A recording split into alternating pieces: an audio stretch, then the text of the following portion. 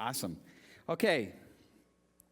This is another one of those really kind of build up kind of messages looking at this word today. So just stay with me. Try and stay awake. You guys are the late crew, so I know you're going to be awake till like 1 in the morning anyway. So on July 26, 1969, anybody know what happened on that date? That's right. Neil Armstrong became the first person to walk on the moon. And in that historic moment broadcast live around the world, he said those now famous words, "That's one small step for man, one giant step for mankind."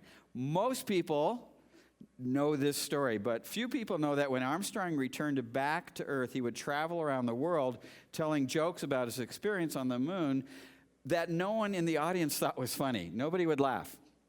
To which Armstrong would say, "Well, I guess you had to be there." You get it? You kind of get it. All right, I guess you had to be there, type of thing. It's funny, I tried this out on Andrea last night, and she just looked at me kind of sideways and goes, was he mooning people or something? I don't know, it was awkward.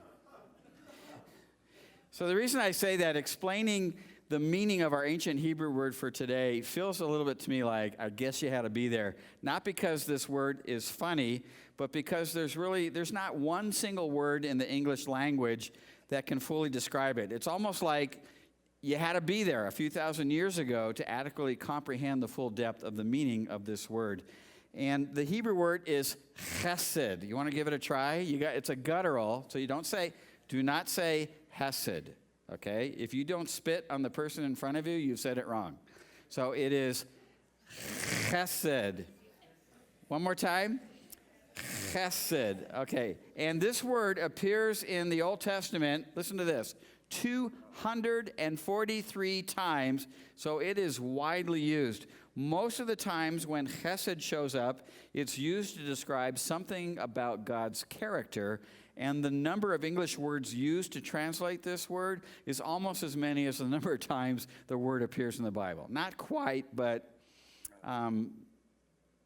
there isn't a word that represents this thing. There's no one single idea, but it's a cluster of ideas that's represented by a bunch of different words, and collectively they get close to describing what are really the positive characteristics of God. And so we find a variety of single words in our Bibles that attempt to convey its meaning, like mercy and compassion and grace and kindness and even just the word love. And we find compound words that try to go a little bit deeper, like steadfast love and loyal love and unfailing love and faithful love and covenant love and even loving kindness. But individually, all of these words fall short, and only collectively can we even begin to paint some kind of a picture that can help us understand the deeper meaning of chesed. By the way, in my opinion, chesed just might be the most important word in our Bibles. And I think you'll understand that as we go on. And I wonder if the psalmist is agreeing with me when he said in Psalm 63, verse 3, because of your chesed, because chesed is better than life, my lips will praise you. And there's a famous rabbi. His name is Rabbi Simlai. He lived in the 3rd century. He's the guy who it's credited that he's the one who counted up all the laws, all the number of laws in the Torah, and came up with the number 613. Maybe you've heard that number before. Well, he said that the Torah begins with chesed and it ends with chesed. And what he meant is that God intended for the Torah to be his intent for the Torah is to set forth a vision for the ideal life whose goals are behaviors characterized by this incredible word.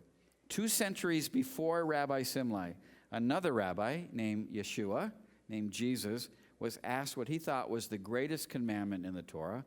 And I'm sure he had chesed in mind when he replied, the entire Bible can be boiled down into 2 things. Number 1, loving God with all of your heart, soul, mind, and strength. And the second one is loving your neighbor as you love yourself. I mean, loving God and loving others. It seems so simple, doesn't it? And we make it so complicated. Loving God, loving others.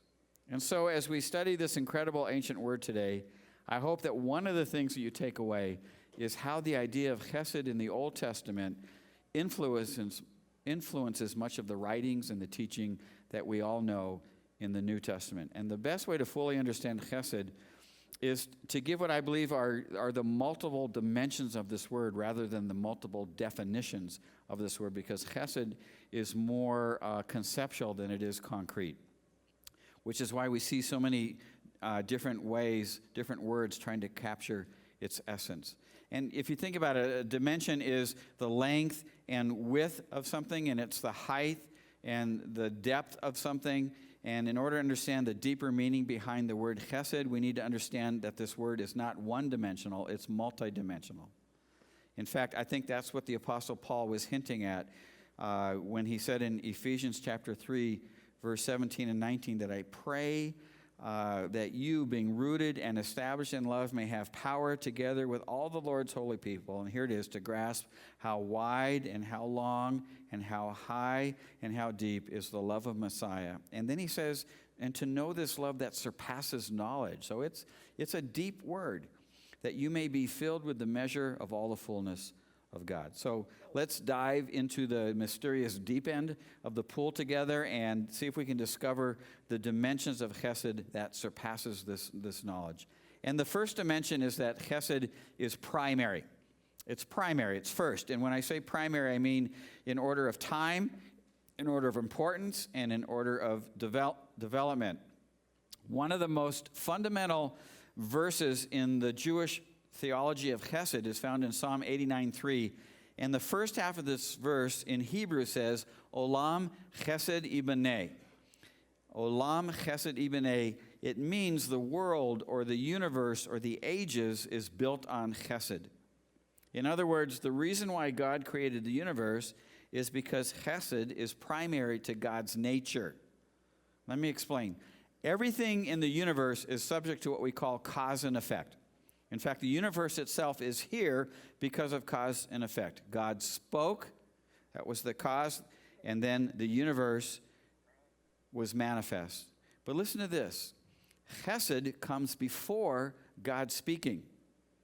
God spoke, or say it this way, chesed is the reason, or it's the motivation for why God spoke in the first place.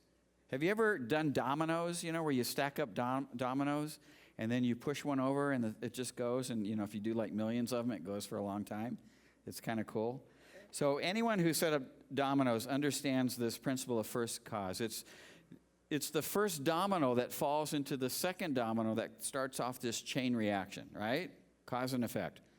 But before the first domino, it's your finger that pushes the first domino. And before your finger, it's your thoughts that moves your finger. But what really is first before all of these other causes is your nerdy nature that conceived the whole thing in the first place, right? Like, watch this. This is really cool.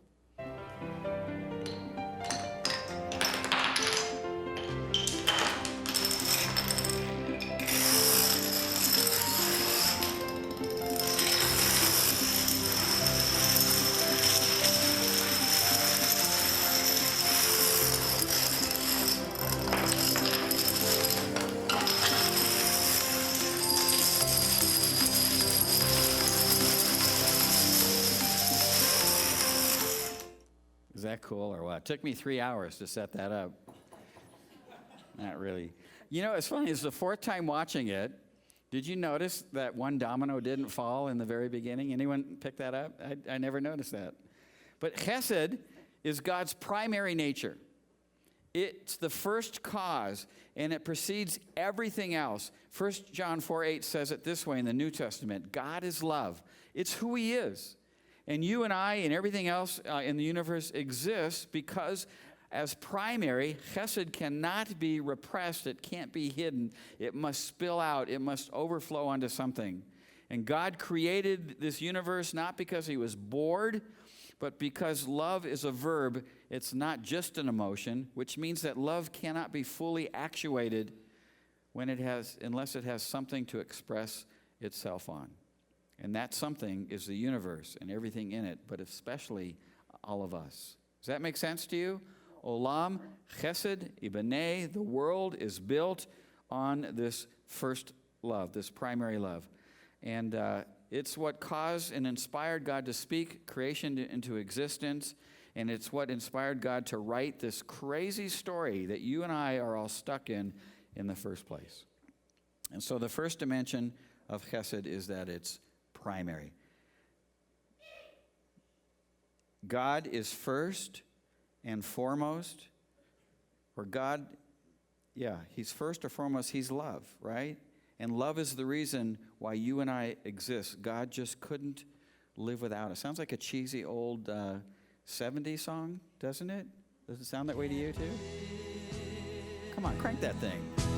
If living is without Anybody know this song? Come on, sing it. I can't live. I can't give anymore. Big here. I can't live. If living is without you. Can you picture God doing that? I can't live.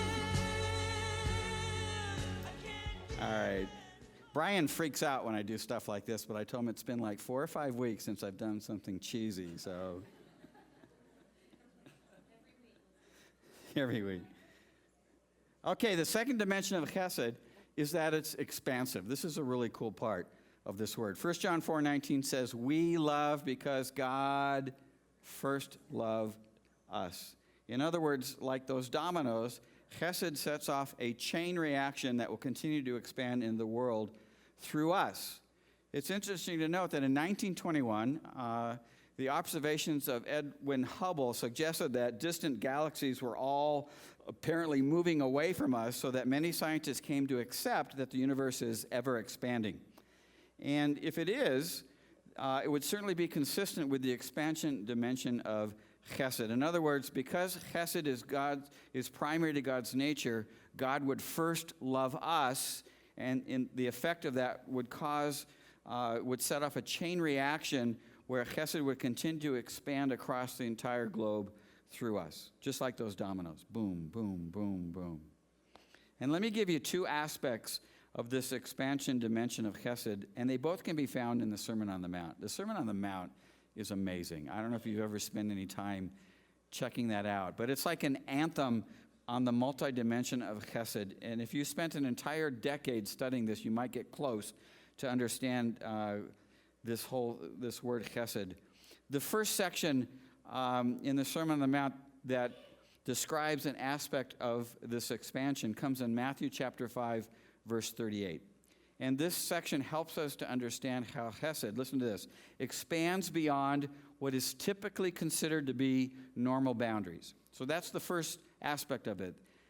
It expands beyond what we typically consider to be normal boundaries. And here's what it says. It says, you've heard that it was said an eye for an eye and a tooth for a tooth. But I tell you, do not resist an evil person.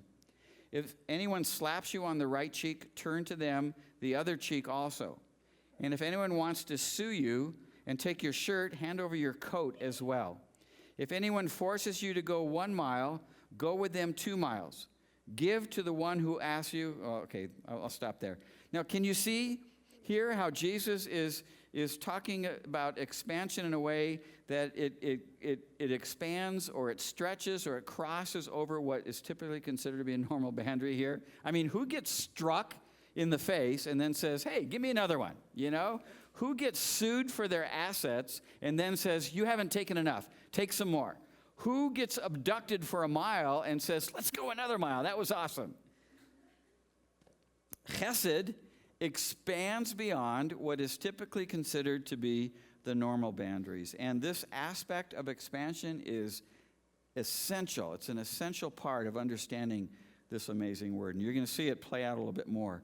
Now, here's what's interesting. Chesed is found in Leviticus chapter 20, verse 17. And you're going to be pretty surprised how it's used in this passage, but it'll help reinforce this idea of expanding beyond what's typically considered to be a normal boundary. You ready for this? All right? Okay, here it is. Leviticus chapter 20, verse 17 says, if a man marries his sister, the daughter of either his father or his mother, and they have sexual relations, this is a chesed. Awkward. Isn't it? Like, what the heck is that?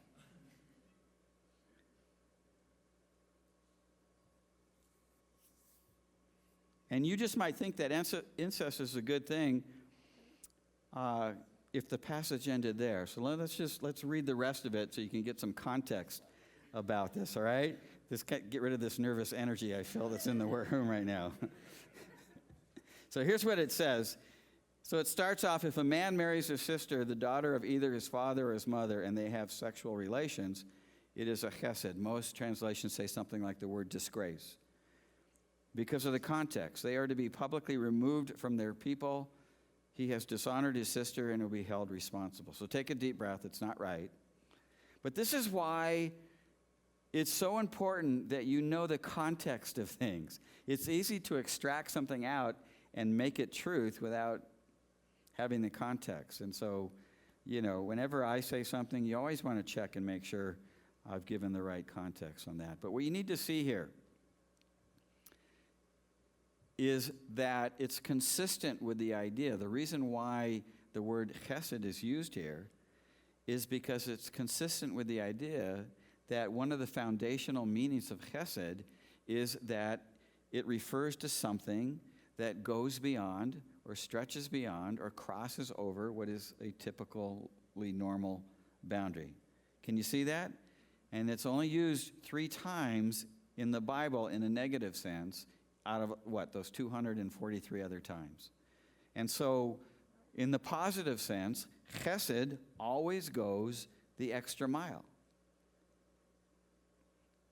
When we think we're done, chesed continues going on. All right, you with me? The second aspect of the expansion dimension of chesed is that it expands to cover everything and everyone. In other words, chesed is inclusive. It's not exclusive, it's inclusive. And this is probably what the psalmist had in mind when he said in Psalm 33, verse 5, that the earth is full of God's chesed. And I get this image of the earth, and then surrounding the earth is a cloud. It's just surrounding the entire globe so that there's nothing that's not covered. And so we get this in the Sermon on the Mount in the very next section in verse 43 through 45, and it says, "You've heard that it was said, love your neighbor and hate your enemy." I mean, that's how we think, right? It includes the people we love. It excludes the people that are our enemies. But he says, I tell you, love your enemies and pray for those who persecute you. And here's the reason, that you may be children of your heavenly Father, of your Father in heaven. In other words, if you are a child of God, if you're really a child of God, then this boundary-crossing, exclusive kind of love will flow from your life because we're to be a reflection of God's character in the world. And isn't this the point that John was trying to make in 1 John 4:8 when he says, whoever does not love does not know God? Why? Because God is love, he says. I mean, it's just that's who he is. And if we're a child of God, then we're to reflect his character. If we really know God, then we will love like God loves. And how does God love? He loves beyond the boundaries. He loves inclusively. Look what Jesus says in the next sentence, just to make sure that he drives home this point of inclusiveness. He said, God causes his sun to rise on the evil and the good and sends rain on the righteous and the unrighteous. In other words, God doesn't discriminate. He doesn't send clouds, rain clouds and sun just to shine on people he likes. Because he loves everybody. And it doesn't matter if you're a Jew or you're a Christian or a Muslim or a Buddhist or a heterosexual or a homosexual or a generous person or a thief or an honest person or a liar, God causes his sun to shine and his rain to fall on everything and everyone. Why? Because God is love. And forgive my wording here, but he's like a hopeless addict that he can't help himself. And because the whole world is full of God's chesed, none of us can escape the effects of his addiction. Doesn't matter how far we try to run away from God. It doesn't matter what horrible things we might have done in our lives. It doesn't matter how often we've done them. None of us can outrun or escape from God's love. And I believe this is what the Apostle Paul meant in Romans 8:38 and 39 when he said, I'm convinced that neither death nor life, neither angels nor demons, neither the present nor the future, nor any powers, nor height, nor depth, nor anything else in all creation, that covers everything, will be able to separate us from the love of God that is in Messiah, Jesus our Lord. Why? Because God is love. And so chesed is primary because God is love. And chesed is expansive because it expands beyond what is typically considered to be normal boundaries. And it expands to cover everything and everyone in the world. It's inclusive. And then lastly, chesed is eternal. Psalm 118 verse 29 says, give thanks to the Lord for his good. His chesed endures forever. In other words, chesed is not a sprint for God. It's a marathon. Anybody run the marathon today? The rock and roll marathon? Okay. Did you? The half. Good for you. How'd you do? Yes, you finished. That's awesome. Congratulations. Well, God finishes. It's not a sprint for him. He's here with us all the way through eternity. King David said it this way in Psalm 23, verse 6. Surely goodness and chesed will follow me all the days of my life, and I will dwell in the house of the Lord forever. Forever. That's a long time, isn't it? I mean, how long are you planning to live? What are you thinking? You think you'll live to be 80, 90, 100? It's interesting. Today, retirement counselors say that because people are living, into their 90s and 100, we better save enough money to last us at least till we're 100, maybe even more. And I don't know about you, but like David, I'm not planning to live to 80 or 90 or 100. I'm planning on living forever in the house of the Lord. That's my retirement plan right there. Now, how many of you have read the book of Hosea? Anybody read oh, good, lots of you. That's really cool. Are you with me that the book of Hosea is one of the craziest books in the Bible? It's nuts. Because in this book, God tells this poor man, Hosea, to go out and marry a promiscuous wife named Gomer, who will cheat on him not just once, but 3 times. And so this is intentional. I mean, he tells Hosea this before it happens. Go out and marry an unfaithful wife. Now, God forbid that your spouse or your, partner or boyfriend or girlfriend should cheat on you. But, if that happens, it's a surprise, right? And maybe, hopefully, you can work it through and you can actually grow to be better. But think about going into a relationship knowing that the person that you're going to be with is going to cheat on you. Not just once, not just twice, but 3 times. That kind of reminds me of another cheesy song. So here, listen to this one. Your cheating heart You know this one? will make you weep. Come on. You'll cry and cry cry and try to sleep. but sleep won't come. No. the whole night through. Your cheating heart will tell on you.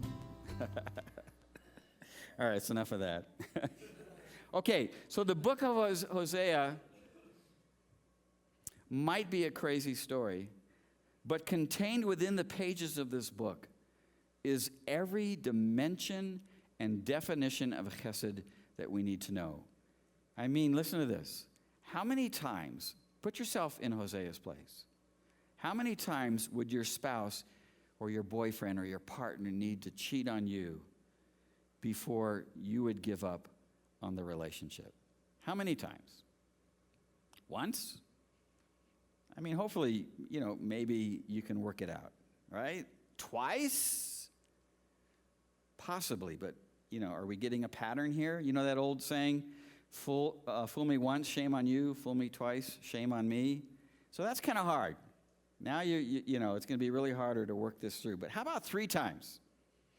3 times. That's kind of unheard of. And that is certainly well beyond, if you think about it. 3 times. An unfaithful person 3 times is well beyond what is typically considered to be a normal boundary. You think? All right. But God has a chesed kind of love, and he compares Gomer's repeated unfaithfulness to Hosea to Israel's repeated unfaithfulness to him. And the story is intended to be a beautiful, beautiful illustration of God's faithful, covenantal, merciful, redeeming love for Israel that is primary. It comes first from God because God is love. It's expansive. It goes beyond normal boundaries, and it's inclusive, and it's eternal. It's not a sprint. It's a marathon that lasts forever. And even though Israel has been unfaithful to God time and time again, we're not talking 3 times. We're talking multiple, multiple times. God says to them in this book, as he says to you and I today, he says to them in Hosea chapter 2, verse 19 through 20, despite your repeated unfaithfulness, I will betroth you to me forever. There's lots of language in the Old Testament that's couched in kind of marriage language. God proposes to Israel. It's an engagement. And he uses this steamy language sometimes. In Isaiah and Ezekiel, he calls himself a husband, and it looks like the marriage is off, right, because of Israel's unfaithfulness. But God says, look, I'm going to fix this. Even though you've been unfaithful, and not just once, and not just twice, and not just 3 times, but really multiple times, I will betroth you to me for how long? Forever. I will betroth you in righteousness and justice, and there's that word, in chesed and compassion. I will betroth you in faithfulness, and you will know the Lord. That word know at the end of the passage is the Hebrew word yada. This word has a very intimate connotation. It's used in Genesis 4:1, where it says, and Adam knew his wife Eve, and she became pregnant and gave birth to Cain. So you know what this is saying, right? I don't need to sing a song or draw a picture for you. By the way, the next time you're with somebody and they might say something like yada, yada, yada, you better wonder what's on their mind, okay? Okay.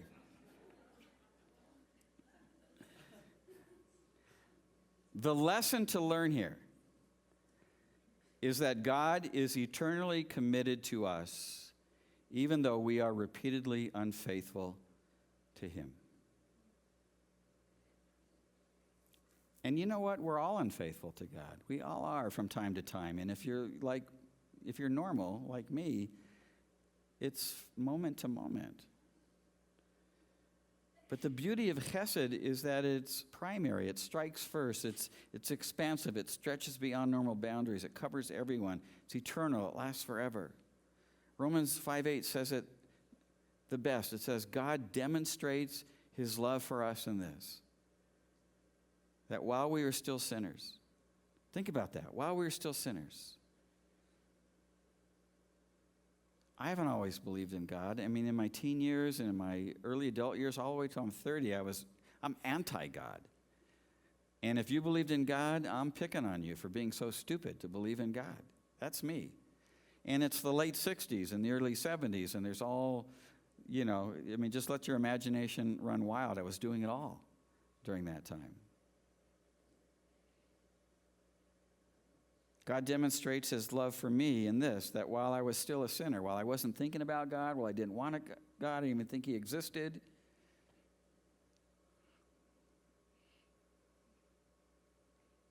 long before I did anything, Jesus died for me. And that's powerful. Some of you may have grown up in a home where you had to prove your love over and over again. Maybe you even attended a church where they told you that You got to keep proving your love. You got to just do a little bit more. Just jump a little bit higher. I mean, in order to get God's full love, you just got to keep doing this or that. You got to work on this behavior or do that. I got to tell you something. There's not one single thing that you can do ever in your past or your present or your future to get God to love you more than he already loves you. Why? Because God is love. It's not based off what we do, it's based off what he did. And what he did was based off his love for us. Does that make sense to you?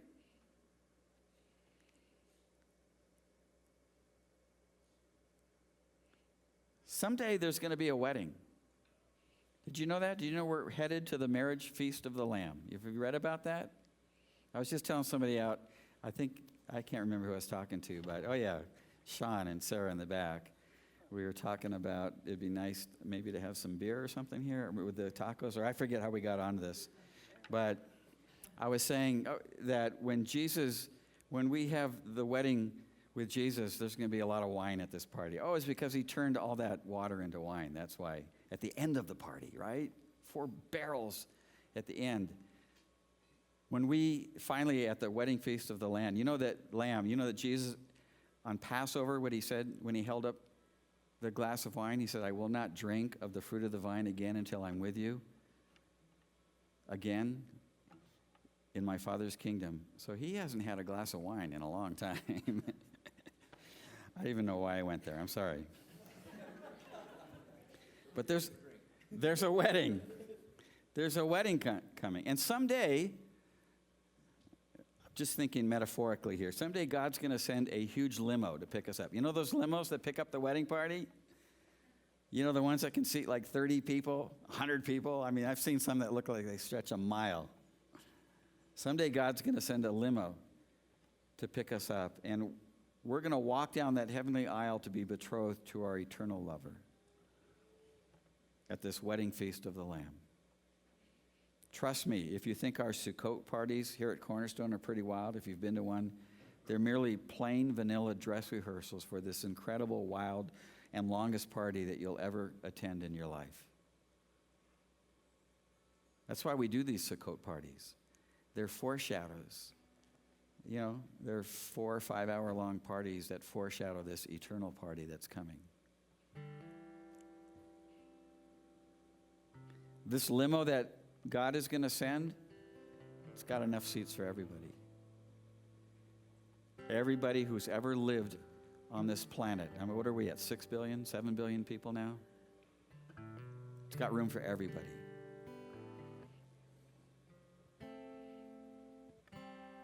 But in order to make this wedding, you actually have to take a step into the limo.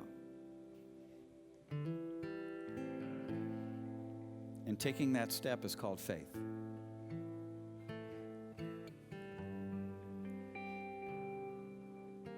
See, it's not God who rejects us. In the end, it could be us who reject God. God wants everybody to step into that limo. It's inclusive. It's not based off anything that you've done in your past or your present or your future. It's based off what Jesus did on the cross for us. That's why it says in John 3:16, for God so loved the world that he gave his one and only Son, that whoever believes in him should not perish, but have everlasting life.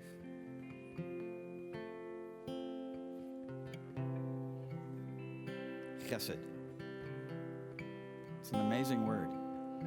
It describes God's character, but there's no single word to wrap around. It takes these multi-dimensions to understand the depth of this word. Is it cool or what?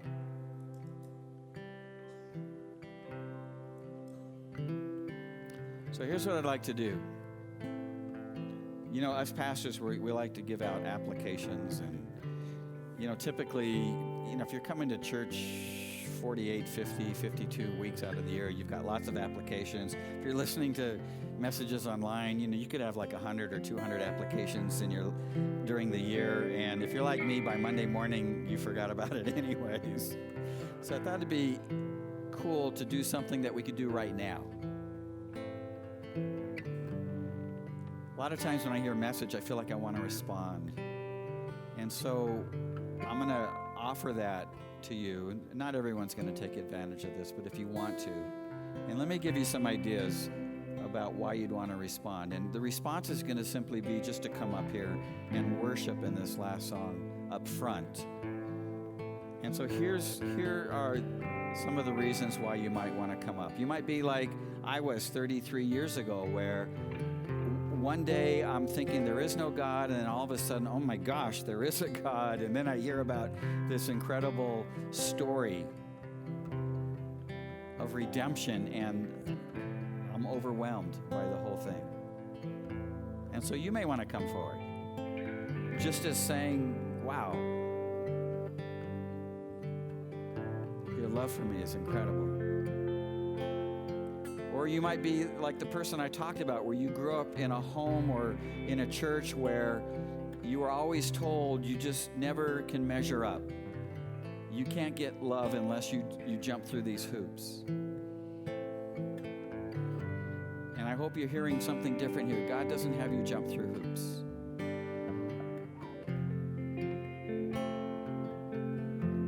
He loves you as much as he's ever going to love you right in this moment. And I don't care how good you try to get, he's not going to love you any more than he already loves you. You have the full extent of God's love right now. You always have. He can't help himself. And so maybe you want to come forward. Or maybe you're just overwhelmed by the whole thought that God is an incredible lover. Someday you're going to walk down the aisle with him, to be with him forever. And so let's stand up.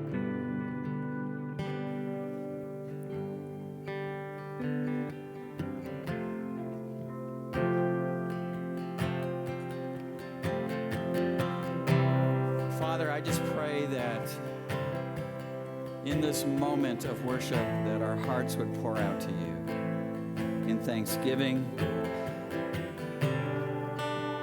As so many of the Psalms say, so great is your love for us.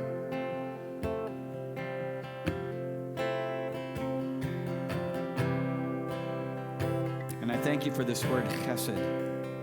And I thank you for its multi-dimensions and how we could just get a little picture of it tonight. So we love you, Father, and we respond to you. So let's sing this together.